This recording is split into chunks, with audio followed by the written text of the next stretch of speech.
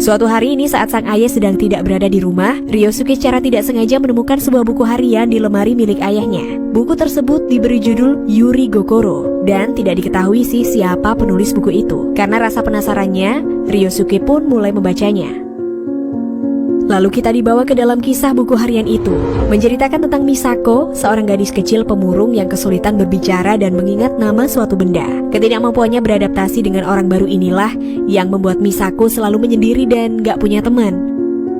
Misako ini sering berimajinasi dihinggapi oleh bunga rumput liar yang menjalari tubuhnya. Misako juga menganggap kalau dia dikendalikan oleh sisi gelap dan jahat dari dirinya yang ia sebut sebagai Yuri Gogoro, yaitu wujud boneka yang ia temui di sebuah toko. Suatu ketika, Misako kecil secara nggak sengaja menyebabkan teman sekelasnya tenggelam di sebuah danau. Bukannya membantu, Misako justru diam saja menyaksikan temannya yang sedang terancam antara hidup dan mati. Dari raut wajahnya, dia seperti menikmati pemandangan menyakitkan, melihat temannya yang tengah sekarat hingga tewas. Lalu scene-nya berganti di mana Misako sudah remaja dan memasuki sekolah SMP. Rasa keinginannya untuk menyakiti orang lain semakin memuncak. Suatu ketika Misako melihat seorang pemuda membantu anak kecil mengambil topi adiknya yang terjatuh di sebuah lubang selokan. Si pemuda mengangkat dan menahan tutup besi selokannya agar anak kecil itu bisa dengan mudah mengambil topi yang terjatuh. Melihat si pemuda yang tengah kesulitan menahan tutup besi itu, Misako lalu mendatanginya dan ikut membantu menahannya. Tiba-tiba Misako dengan sengaja menekan tutup besi itu hingga menghimpit tubuh si anak kecil yang tepat berada di bawahnya, yang menyebabkan anak kecil itu tewas terhimpit. Dan anehnya, dari kejadian tragis itu, tiba-tiba membuat Misako sembuh dari kesulitannya berbicara dan sedikit demi sedikit bisa bersosialisasi. Belum sempat menyelesaikan bacaannya, ayah Ryosuke tiba-tiba pulang. Dia pun berhenti membaca buku harian tersebut dan buru-buru menyimpannya. Keesokan harinya, Ryosuke bercerita tentang buku yang ia baca kepada karyawannya. Dia menduga-duga mungkin saja buku itu ditulis oleh ayahnya sendiri, tapi karyawannya mengatakan mungkin saja itu tulisan dari siswa ayahnya, karena kebetulan ayah Ryosuke adalah seorang guru. Singkat cerita, Ryosuke didatangi oleh seorang wanita bernama Hosoya. Dia berkata bahwa ia adalah teman Chie, tunangan Ryosuke yang hilang. Dia datang untuk menyampaikan maaf dari Chie karena sudah pergi meninggalkan Ryosuke tanpa kabar dan meminta Ryosuke untuk tidak mengkhawatirkan dirinya. Namun Hosoya mengatakan kalau Chie sepertinya adalah masalah besar. Mendengar Chie masih hidup, Ryosuke terlihat senang namun juga khawatir mendengar cerita dari Hosoya. Ryosuke meminta tolong kepada Hosoya untuk mencari tahu di mana keberadaan Chie dan apa sebenarnya masalah yang dia hadapi. Kemudian Ryosuke menelpon ayahnya untuk menyampaikan kabar baik tersebut. Ayahnya tentu sangat senang mendengarnya, lalu Ryosuke mengajak ayahnya untuk bertemu. Namun ayahnya masih berada di luar dan baru akan pulang malam harinya. Mendengar hal itu, Ryosuke diam-diam mendatangi rumah ayahnya untuk melanjutkan membaca buku harian Misako yang sempat tertunda. Lalu kita dibawa kembali pada kisah dalam buku Yuri Gokoro, di mana Misako sudah dewasa dan bekerja sebagai seorang juru masak di sebuah restoran. Tetapi keinginannya membunuh tetap masih ada. Misako semakin ketagihan menyakiti orang lain, seperti menewaskan salah satu pria yang selalu merayunya dengan cara mendorongnya dari atas tangga. Dan lagi-lagi karena tidak tahan dengan kelakuan kurang ajar dari koki senior di tempatnya bekerja, Misako memutuskan untuk keluar dari pekerjaannya. Dia kini beralih menjadi seorang PSK. Secara kebetulan, pelanggan yang ia temui adalah koki yang selalu menggodanya tadi. Koki tersebut lalu memesan jasa Misako dan membawanya ke restoran. Misako yang sudah lama menyimpan dendam pada koki tersebut, kemudian mengambil panci yang ada di dekatnya dan memukul kepala koki tersebut berkali-kali hingga tewas. Lalu scene berganti dengan suara dering telepon yang membuat Ryosuke berhenti sekali lagi untuk membaca buku itu. Dia pun pulang dengan perasaan gelisah dan penuh tanya, apakah kisah itu benar-benar terjadi atau hanya sebuah tulisan fiksi saja? Singkat cerita, Hosoya datang lagi menemui Ryosuke dengan membawa kabar terbaru tentang Chie. Ryosuke langsung terkejut mendengar kenyataan yang disampaikan oleh Hosoya, bahwa ternyata sebelum bertemu dengan Ryosuke, Chie sudah pernah menikah dengan seorang pengusaha yang ternyata adalah seorang ketua gangster berbahaya. Itulah alasan mengapa Chie menjauh dari Ryosuke karena tak ingin membahayakan keselamatannya. Lalu Hosoya menenangkan Ryosuke dan berjanji akan membantunya menemukan di mana keberadaan tunangannya itu. Keesokan harinya, Ryosuke kembali lagi ke rumah ayahnya untuk melanjutkan membaca akhir dari kisah Misako.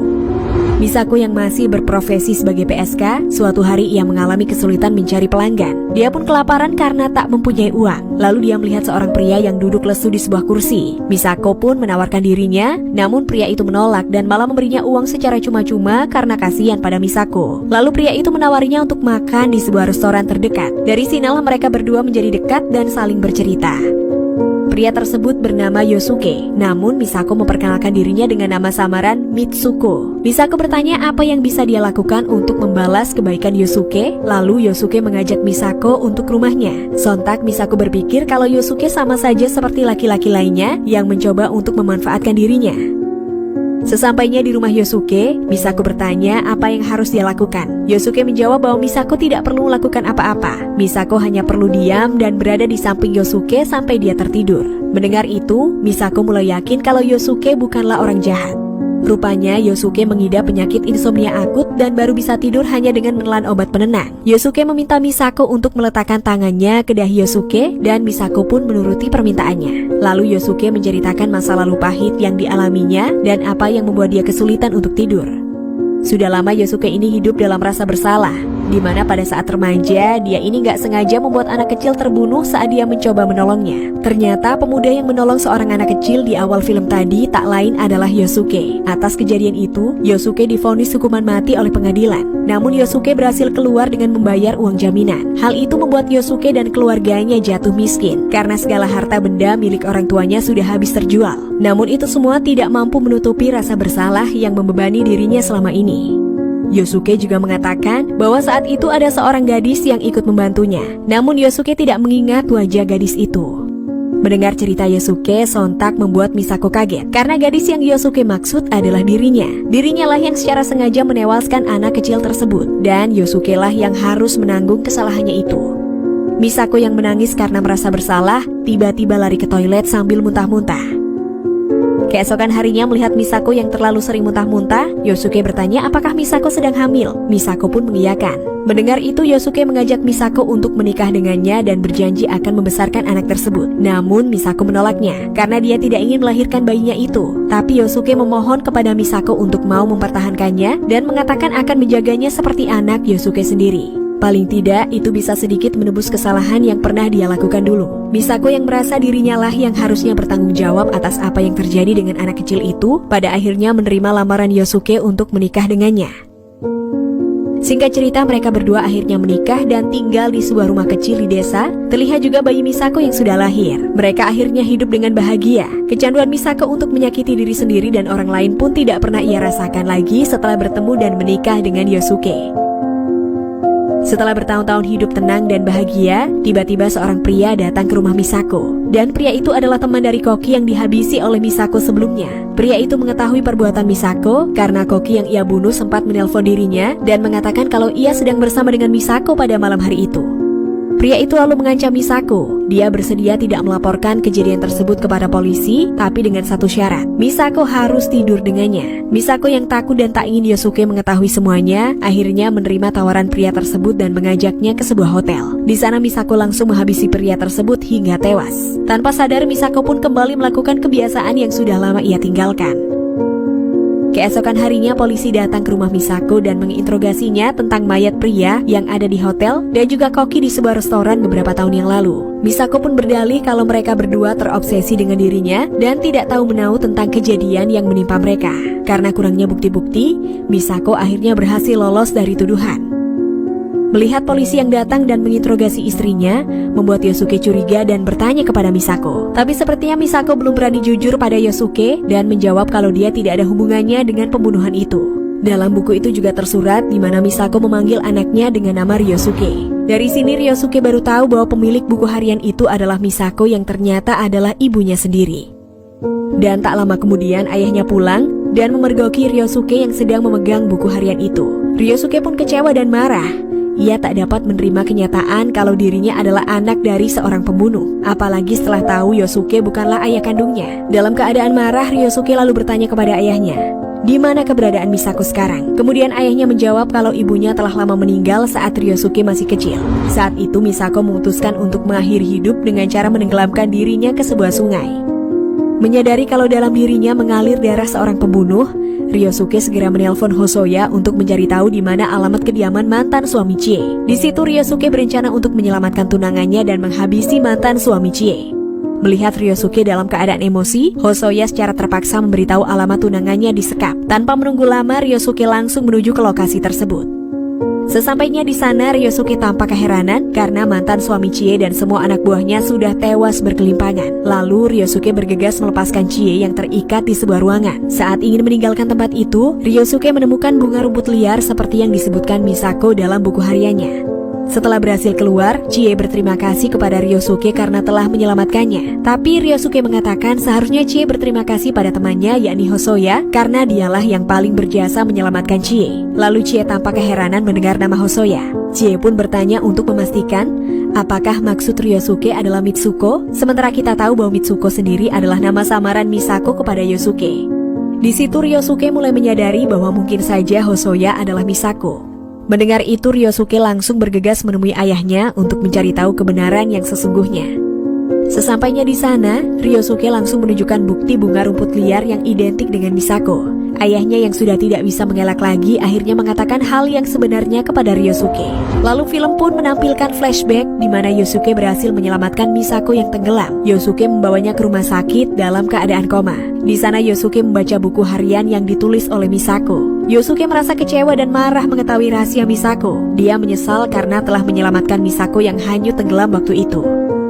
Setelah Misako sadar dari komanya, Yosuke memaksa Misako untuk mengakhiri hidupnya dengan cara mengikat besi ke tangan Misako dan menyuruhnya melompat ke sungai. Misako yang merasa bersalah, rela melakukan apapun yang disuruh oleh Yosuke. Karena tak tega, Yosuke pun menarik Misako yang hampir saja terjun ke sungai. Sekali lagi Yosuke telah menyelamatkan Misako. Kemudian Yosuke memberi Misako uang dan menyuruhnya untuk pergi dan jangan pernah lagi muncul di hadapannya dan Ryosuke. Dengan berat hati Misako pun pergi meninggalkan suami dan anaknya. Belum sempat menyelesaikan ceritanya, ayah Ryosuke tiba-tiba terjatuh. Ryosuke pun bergegas membawanya ke rumah sakit. Di dalam ambulans dalam keadaan setengah sadar, ayahnya mengigau menyebut nama Mitsuko istrinya. Mendengar itu, Ryosuke pun langsung datang menemui Misako yang kebetulan sedang bersama Chie. Di sana Ryosuke dalam keadaan emosi dan menangis meluapkan emosinya. Dia berusaha membunuh dengan mencekik leher Misako. Dia juga berkata mengapa dia muncul lagi dalam hidupnya. Misako tampak pasrah dengan kemarahan anaknya itu. Misako juga mempersilahkan anaknya itu untuk membunuhnya saja karena dia layak menerimanya. Namun Ryosuke urung melanjutkan aksinya itu karena tidak tega.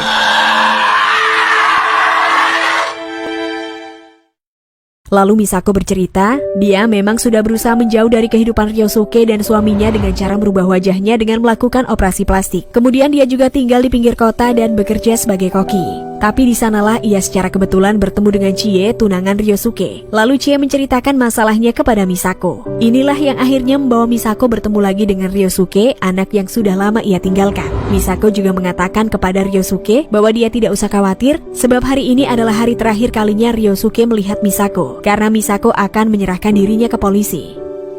Kemudian Misako melangkah meninggalkan Ryosuke. Namun Ryosuke tiba-tiba memanggilnya dan memberitahu Misako kalau ayahnya sedang sekarat di rumah sakit. Dia meminta Misako menemui suaminya itu untuk yang terakhir kalinya. Setelah Misako melangkah pergi, Ryosuke lalu memanggilnya dengan sebutan Ibu. Misako menjenguk Yosuke yang terbaring di rumah sakit sambil menangis. Setelah sekian lama mereka berdua pun akhirnya bertemu lagi dan mungkin untuk yang terakhir kalinya.